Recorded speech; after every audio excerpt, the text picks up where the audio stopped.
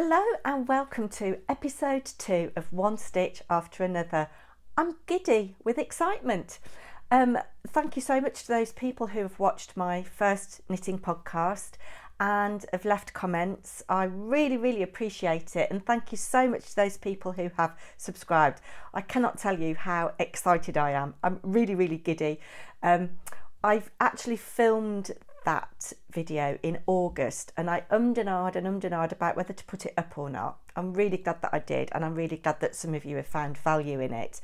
I have to confess, when I put it up on Wednesday night, I looked at the views, I think on the Thursday morning, and it was like one subscriber, who was me, as my other alter ego Paper&Twine. 2 views, one of which was me. No thumbs up, no comments, nothing. Never mind, it's not meant to be.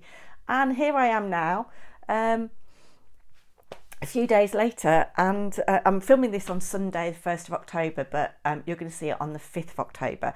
And I promise you, I'm not going to bombard you with lots of videos because I just haven't got the time. But, I'm going off on track. It's because I'm so excited. I am doing something really exciting next week. So I'm going to share that with you, which is why I'm filming today on the Sunday. But yes, over 600 views, which is amazing for a brand new channel. I am so excited. Thank you so much. Anyway, what should we talk about first? I think that this is going to perhaps be quite a chatty video, so you might want to go and get yourself a drink. I've just got a black coffee here. Oh, it's a bit too hot to drink yet, and my husband's just come back from the tip and from Aldi. So yes, so apologies if you can hear any noise. But shall we do whips first, or shall we do finished objects? I haven't got a lot in the way of finished objects. Very happy with my knitting at the moment, I have to say. I'm really into it. I don't know whether any of you are serial crafters like me. I kind of go in cycles with things. I get obsessed by something and put my all into that, and other things go by the by. But I am doing a lot of knitting at the moment, and it's making me very happy. So I have got lots of whips, not so many finished objects. I think we'll do finished objects first. So I showed this in my first podcast, which is the mustard flower tea, and I hadn't blocked it, and there are still imperfections in it, which is more to do with the yarn and my knitting than the quality of the pattern. But I like the drape of this. This has been in my stash for many years, probably at least 15, and I've got some cream that I will be doing something with perhaps next summer now. But yes, I'm quite happy with the drape of it and the fit of it. Mustard flower tea, I'll try and leave a link to it in the show notes. And I think there are 10 sizes, so it is pretty size inclusive. I'm approximately 5'2", a little bit shorter than that these days, and I've got about a 38-inch bust round here, a bit big around these bits, and I did size 3. I was worried that I wasn't going to have enough yarn to finish it, and as the yarn's discontinued, I knew that I wouldn't be able to get more, or it would be very difficult to get more. Had I known that I was going to have a little bit of yarn left over, I would have made it a little bit longer because it is quite a cropped tee. I don't think I like it enough to wear it out. That's more to do with the fact that it is quite see-through. So I've got a black vest under it at the moment. I would also have made the arms a little bit longer had I not been worried about the quantity of yarn that I had, but it feels really nice and I absolutely adore the colour. So that's one finished object, and then this is my second finished object. I think I showed this yarn in my first podcast. It is Isaiah Spinny Tweed or Spinny Drift, I forget the exact name. I got this from Loop of London via mail order, and I want to talk to you about that in a minute. And I think it was under £9 for a 50-gram ball, and it's rustic wool, very fine. I'd say it's probably 2-ply. And I have already knit a bear out of this and this bear. And I want to say that I knit another bear as well, but I'm not quite sure. Yes, I have. Out of a 50-gram ball, I have knitted 3 bears similar to this, and I've got 20 grams left. So I know that I'm going to get another bear out of this. But this is one of the cutest ones that I've made in a long time. And with these little bears, it is all in the making up and the way that you stuff them. So he has got heavyweight stuffing in his body and his legs, not in the arms. The head and body are knit in one piece, and then you tie it off with some thread to kind of separate. And then also inside there's a little pouch. I use pop socks, like natural coloured pop socks, and I cut them in half and I fill them with steel shot and tie it up and then embed that within my heavyweight stuffing, so it just gives him a bit more sturdiness. I've said it's a him, but this is actually for a customer. Somebody wanted me to make this for their daughter, and it's going to have a garment of some description, and I sent them a photo and said, did they want the bear to be a boy bear or a girl bear? And this little girl bear. To me it does look like a boy, but what would you call this bear? What would you name it? What little girl's name would you give it? It's going to a 9-year-old girl, and I've got to make a little garment for it, and it might be out of this. This is a remnant of, I'm not quite sure what the yarn was, but I knit my son a pair of socks last Christmas, and that's what's left. So a scarf or a little cardigan out of that maybe, or I've got a mini skein of Emma's Practically Perfect sock. I might do that. And then I'm going to make a little book, a little storybook, little tiny storybook about this bear. That's what I want to know, what you would name this bear, because it would be my name is and I'll perhaps show you that when I've done it. And I'm also going to make a little box for the bear to sit in. So that is my final finished object.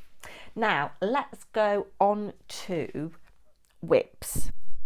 Let's go on to whips. Yes, so I have a number of whips. I showed you last time that I was knitting, where's it gone? Yes, I was knitting this top.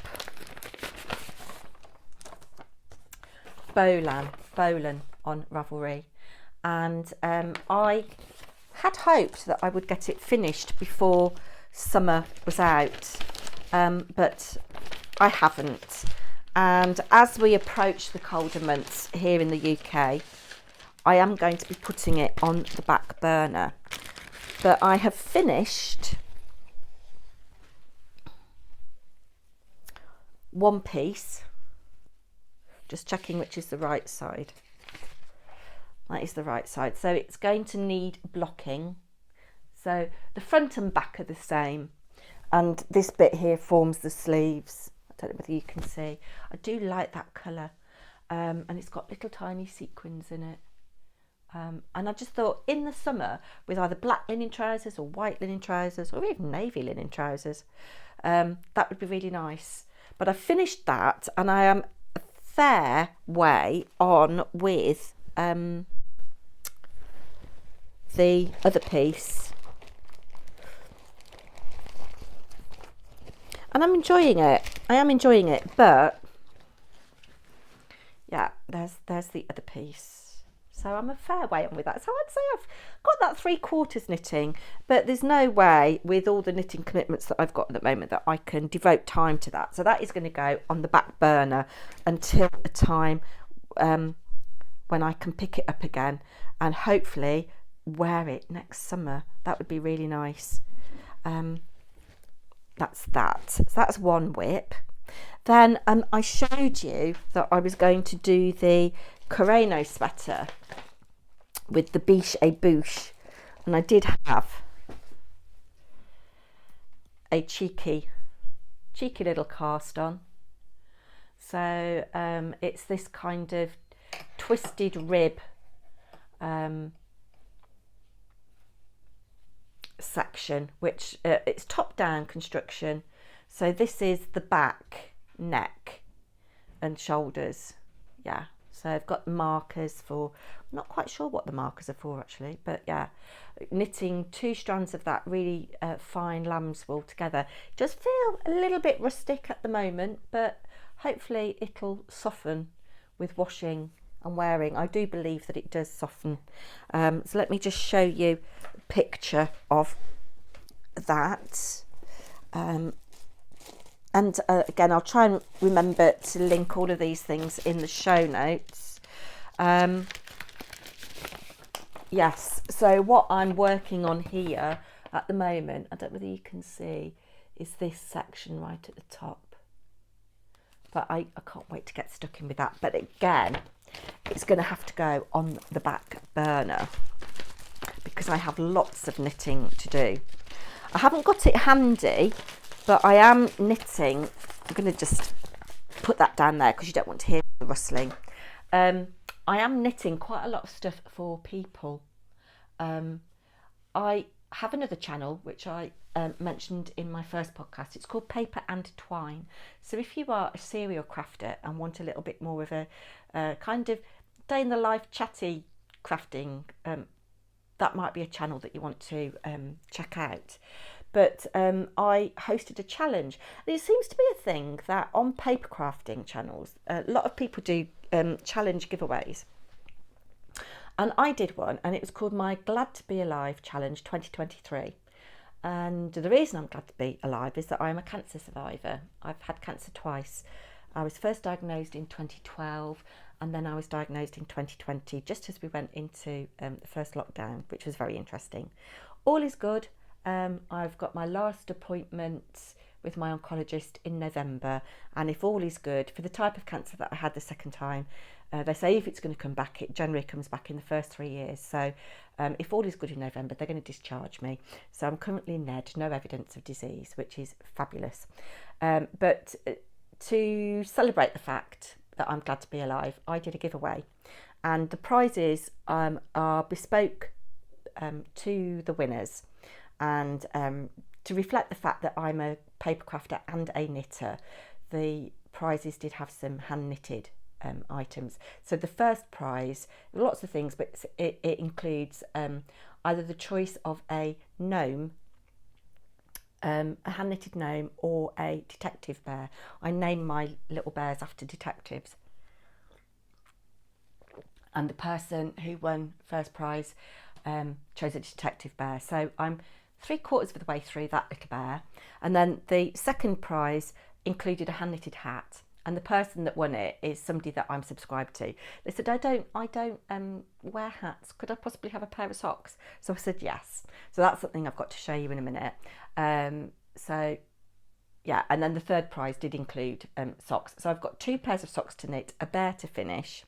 Then I've had some decorating done in the house recently, and I've hit it off with this decorator who is female. She's very creative herself. She's got a master's in fine art, and she used to knit herself back in the day, but she said, could I knit something for her daughter who's currently breastfeeding, like to cover up in public? So I had something in mind and she liked it. In fact, we were going to look at the habitation throw, but it needs so many colours to make it effective that it was going to be quite costly.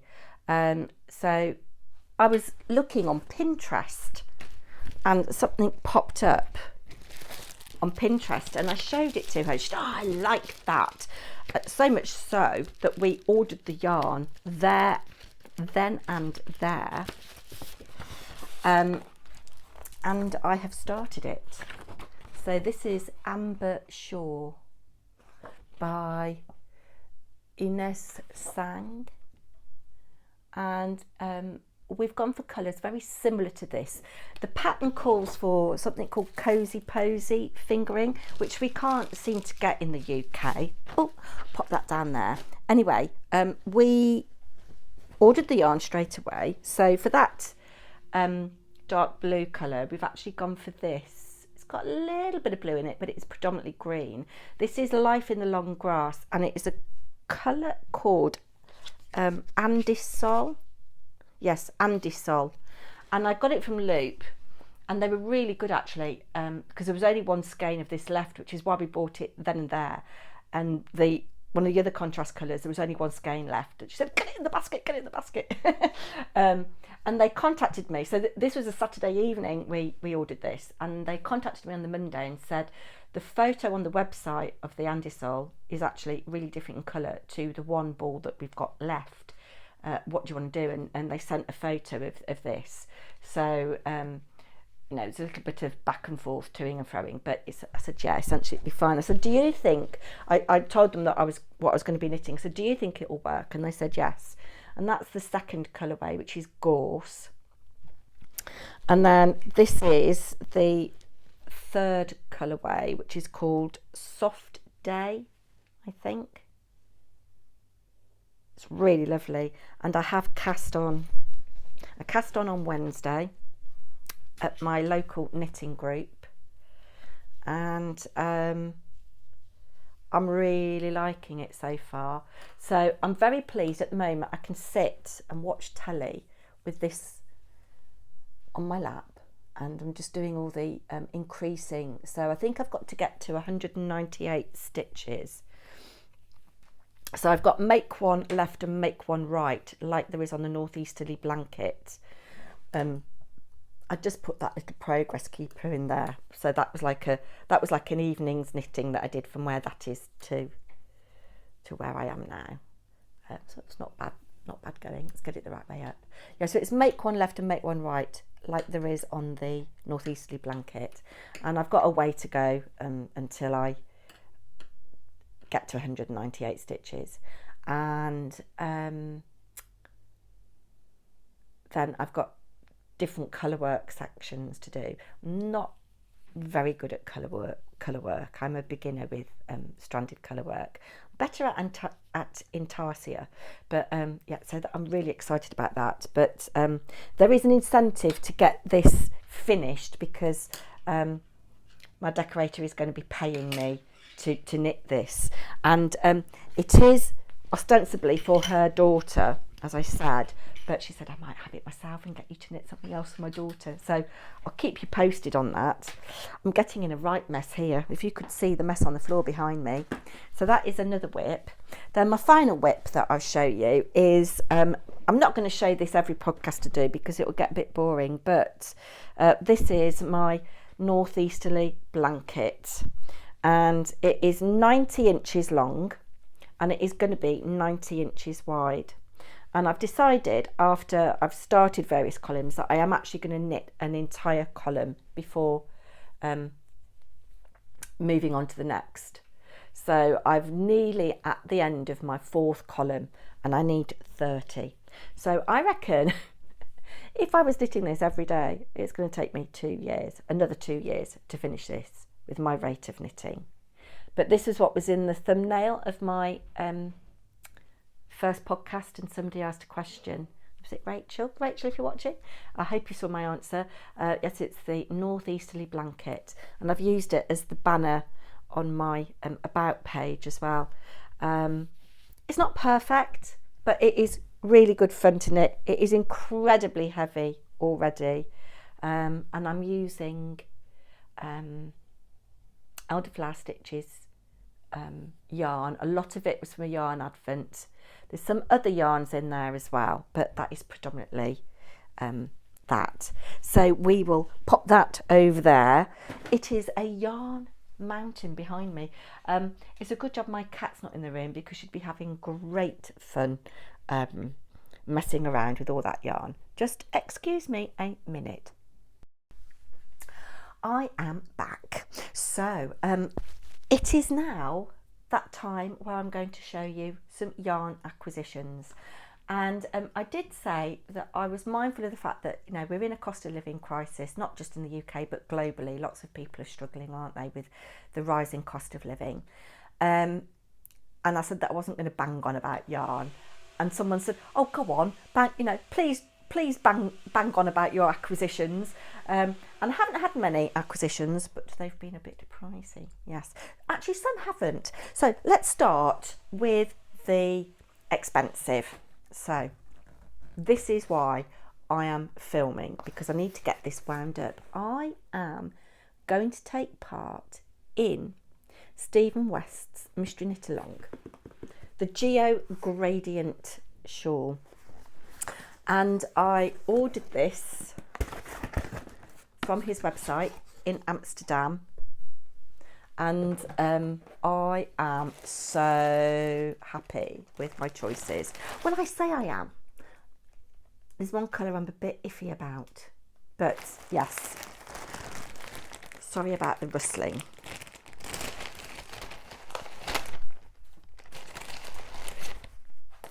So the Geogradient shawl is going to be terribly exciting for me, because I have never knit a Stephen West pattern before.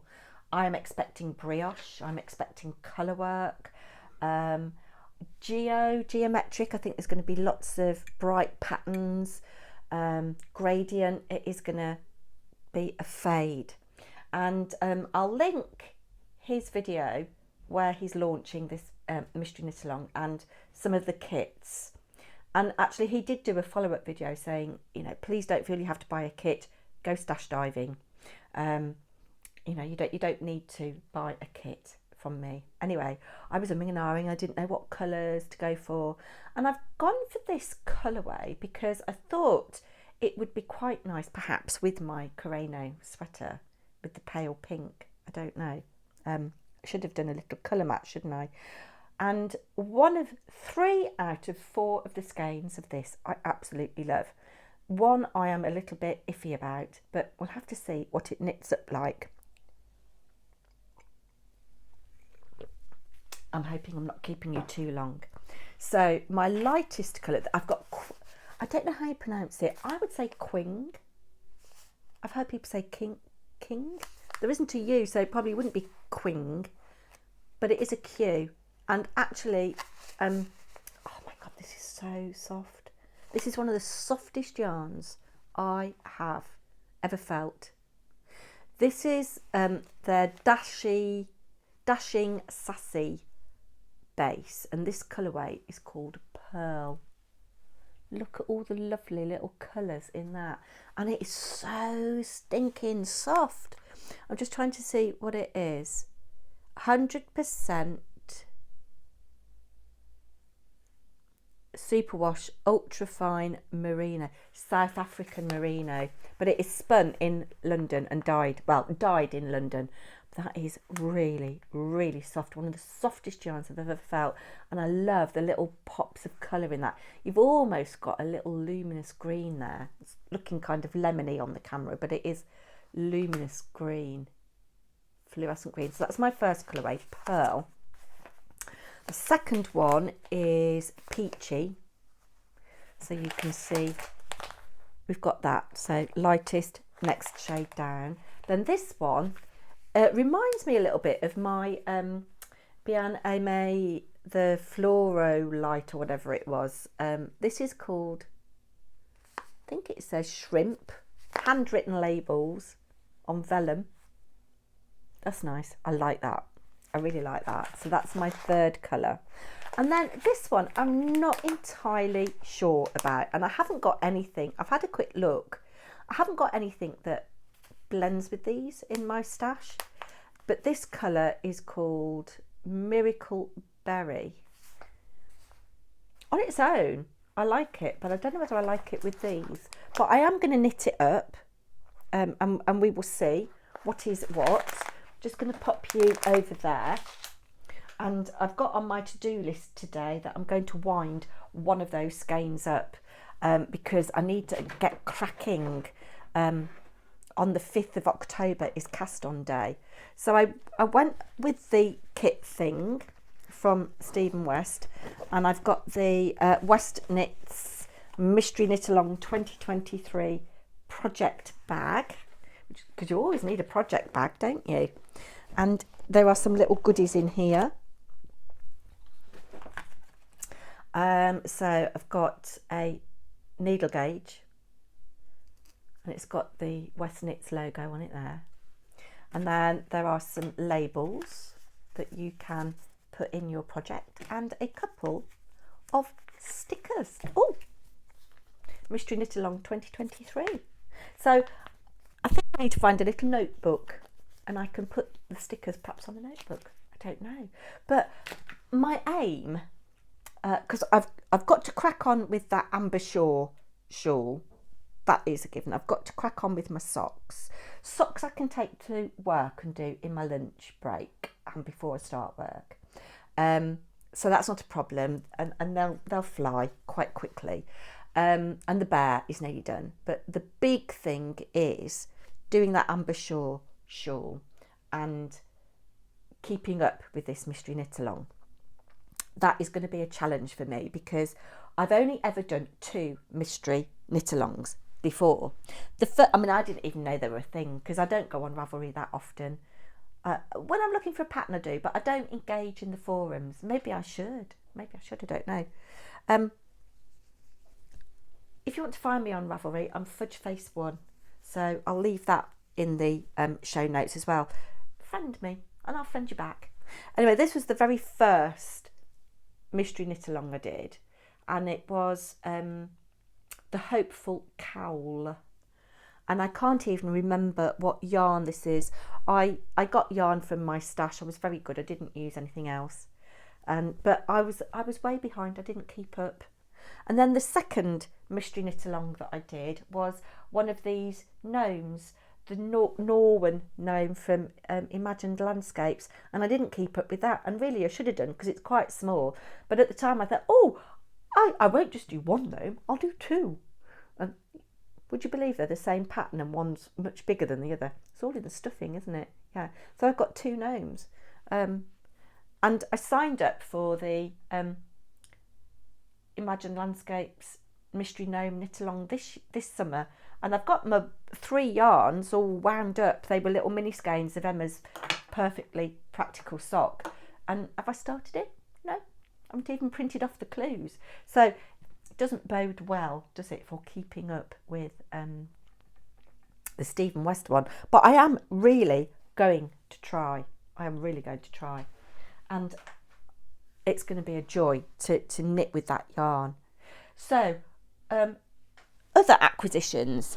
Now, I asked the people who won my giveaways, the ones that wanted socks knitting, what colours they wanted, and the one wanted blues and greens, and I hadn't really got anything that was suitable for socks. I've got lots of hand-dyed yarn that is blues and greens, but a lot of it was silk, and a lot of it was 2-ply or lace, and obviously you really want 4-ply or fingering and something that's a bit sturdy. And then the other one wanted greys, and I hadn't got anything that was suitable for socks that was greys. So I thought, let's have a little look. So I went on the Wool Warehouse website, and Loopy Lou, if you're watching, I watched one of your knitting podcasts, and I do need to go back and watch more. If you'd like me to, if you're watching and you've got a knitting podcast, let me know in the comments, and I'll come and subscribe to you. But she was showing something that she'd knit with Fabel drops, and I had already bought this, and it was from the Wool Warehouse, £1.70 a ball, which I didn't think was bad. So I've got this, and it should knit up in a really nice little, it's like a little mock Fair Isle pattern. So that's going to be for one of my prize winners, I think. Then the other thing that I got in case was this Opal Cats and Dogs. I can't remember how much that was. It wasn't terribly expensive, but that actually is not as soft. And this, I am a yarn snob, which I'll talk about in a minute. This actually, for the money, is really soft. So I think I'm going to go with that for my prize winner that wants the greys. And then the other one wanted blues and greens, and it's not blues and greens, it's blues, but I've gone for the same yarn in the blues. Again, it was in the sale, £1.70, £3.40 for 2, including VAT. So that's that. And also from there, I got some fixed circular needles with 100cm cable. These are Knit Pro Smart Sticks. Aren't they groovy? So it is on my list to do, and I'm going to do it with one of my yarn advents. It's the Habitation Throw, and you need 4mm needles for that. So I've got those. And then this is going to be for my Stephen West shawl, Geogradient shawl. Excuse me, that's 3.5mm at 100cm cable length. So that is that. Final acquisition I bought a while ago. And I didn't even know that Knit Pro produced yarn. But near where my parents live, there is a little yarn shop. It's on another complex. I'll leave the website to it linked down below, because you might live near it. It's near Sutton Coldfield. But they do have a website, and they do mail order. So yeah, so I went in there to purchase some particular knitting needles.